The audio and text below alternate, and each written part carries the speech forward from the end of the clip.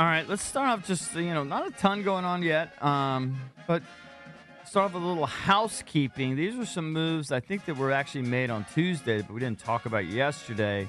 Just they added a couple players. I think it's probably just, bodies, but they signed safety Kendall Brooks and linebacker Chappelle Russell. Brooks is yet to play in a regular season game, the safety, but Russell played in 16 games for the Jags back in 2021. He was on the field for 72% of all special teams played. So he's a special teams guy. Mm-hmm. So, add some depth there.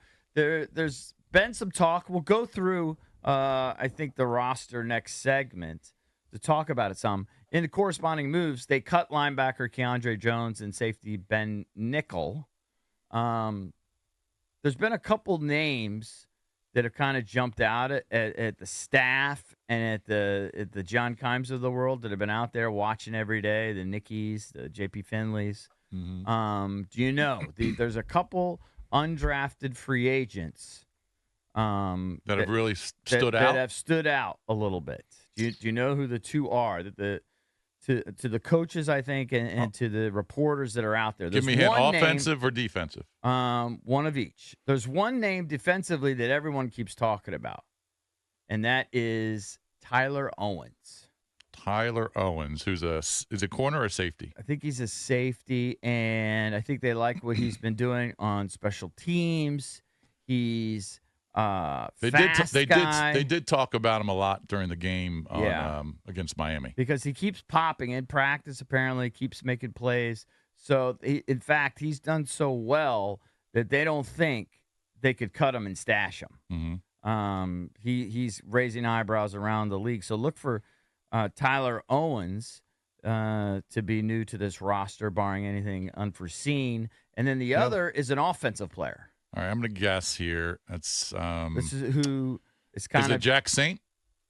Michael Wiley. Oh, the running back. The Wiley. And they say that could spell bad news for Chris Rodriguez Jr., who everybody kind of liked last year, right? I thought when given the opportunity. Yeah, but he's former regime. Yeah, different regime. They didn't bring him in. So they like Wiley.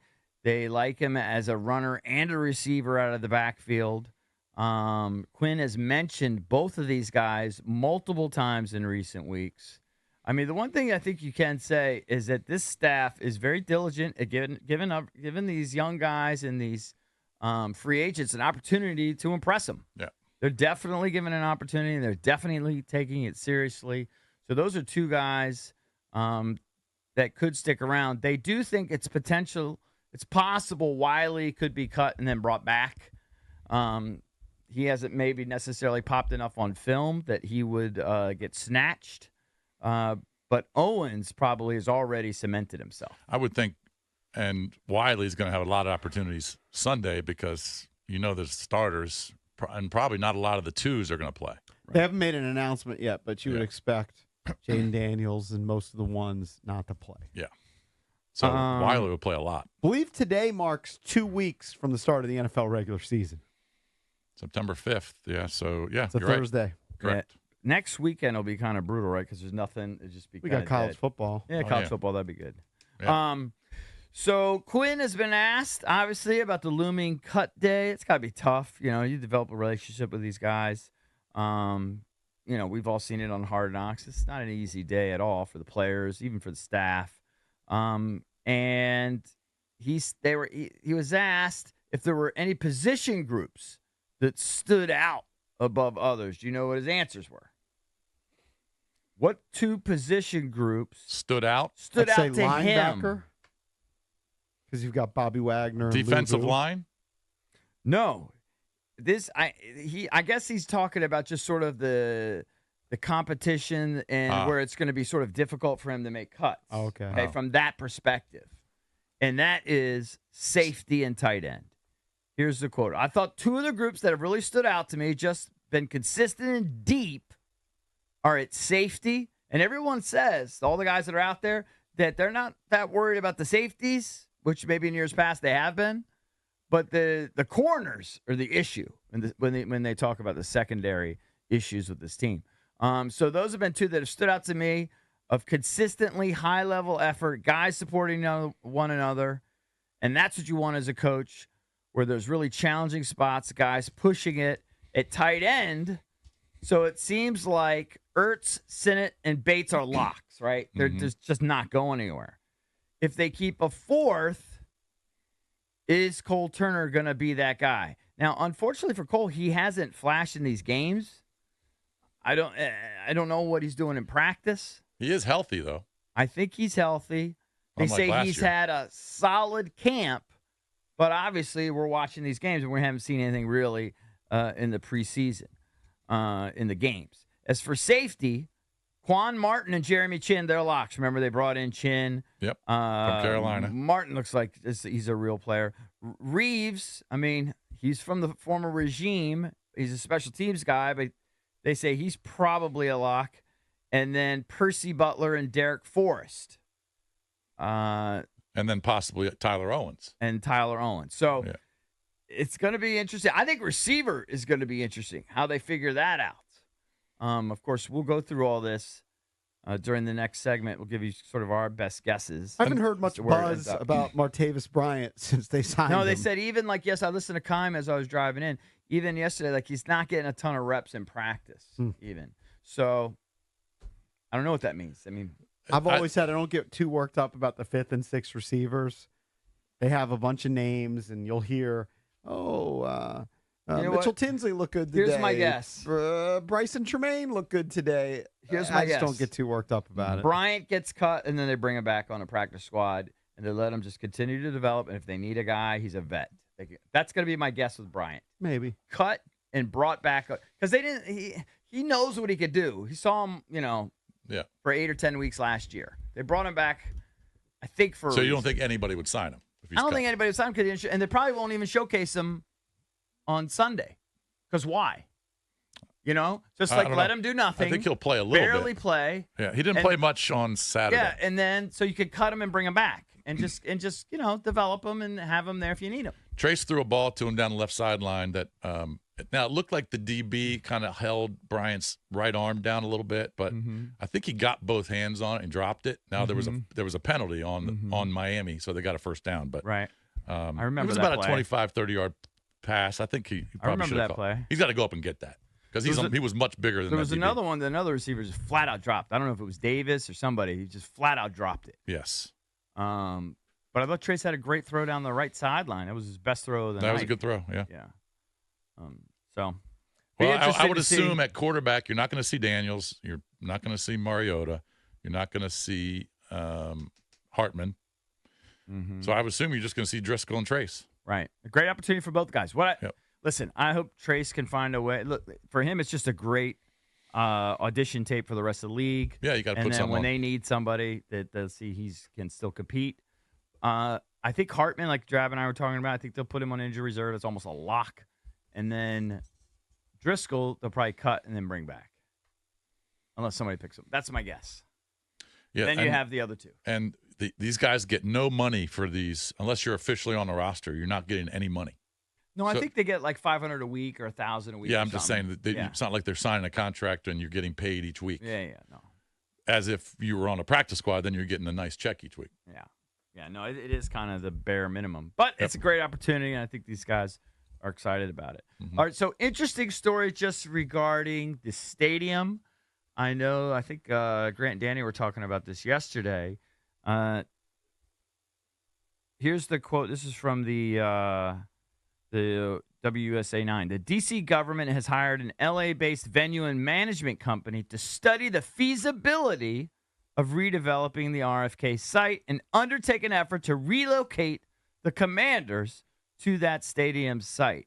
I think they paid something like $500,000, $565,000 contract with ASM Global, which describes itself as the world's leading venue management company. It's they say they're the preeminent management and content partner with over 400 venues worldwide, including 7 NFL stadiums. And so, again, obviously, this is everyone's sort of dream Everybody scenario. wants RFK. Everyone's sort of dream scenario is RFK. But, as some have explained to us, and you could just use your own brain to figure this out. I mean, the Harris Group would love to be at RFK.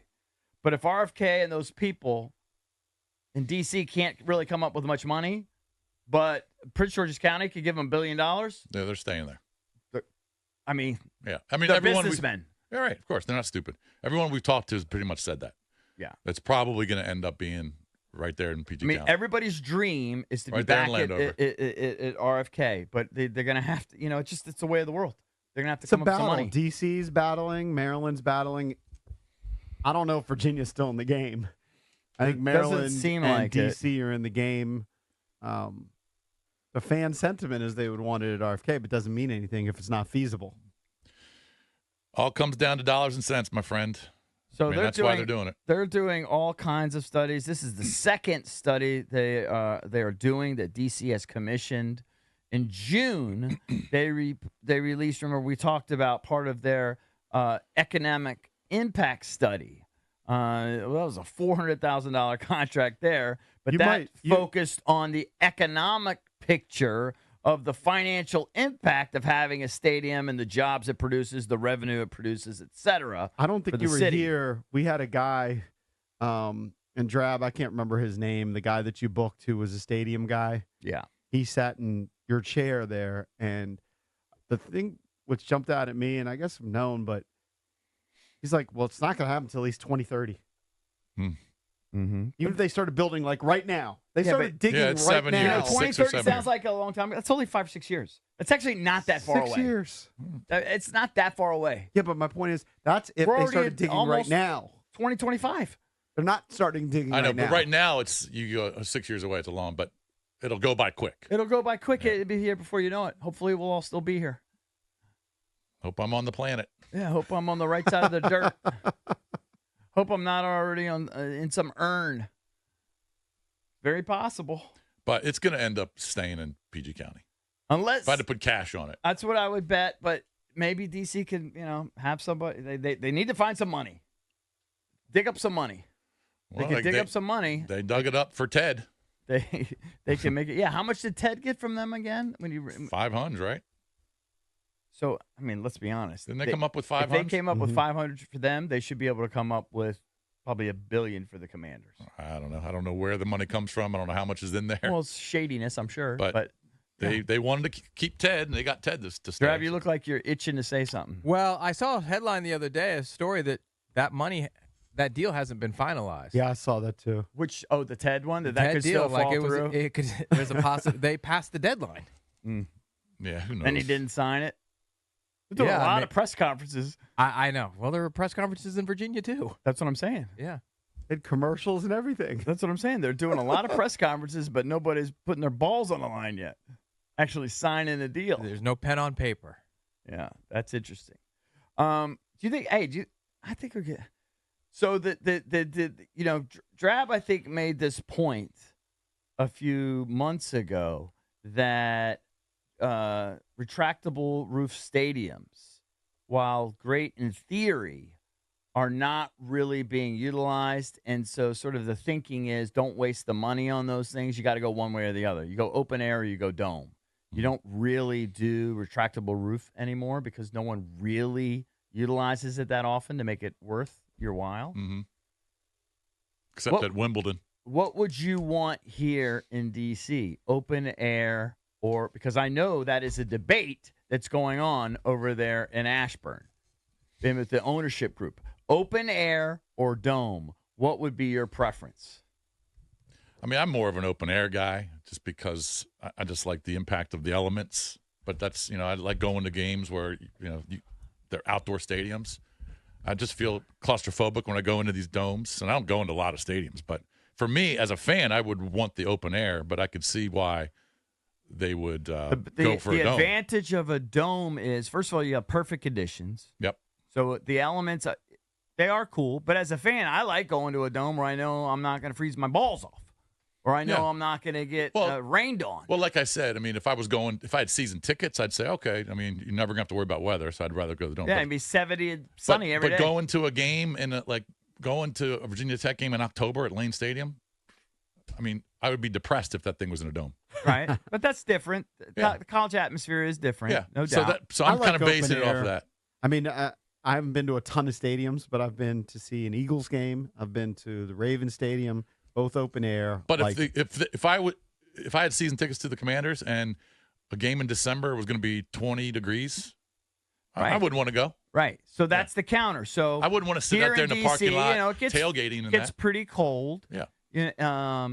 And all of the different, the Taylor Swift concerts you can lock up when it's not being used for football. So that I know for a fact that is a current debate that's going on.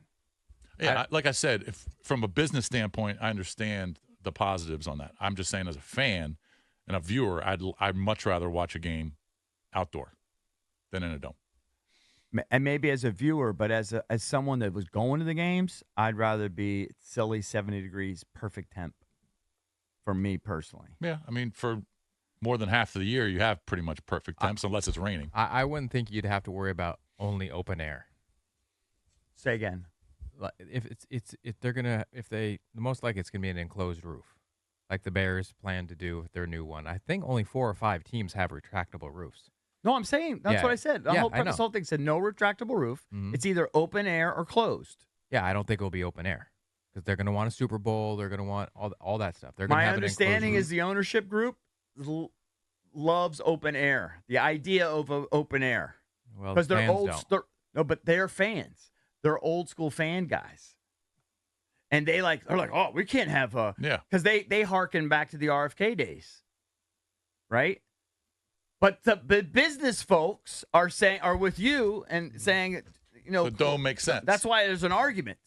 But believe it or not, the ownership guys, the Mark Ines that are used to going to the games, with their scarf and their gloves and everything, and tailgating out in the freezing cold, they like that. They have the romance. They like that notion. Well, they're doing it in Buffalo. They're keeping it open air because that's part of their home field advantage. But for the retractable roof, the return on the investment just isn't there. It's hundreds of millions of dollars more. I said that at the beginning. Rule out retractable roof. Yeah.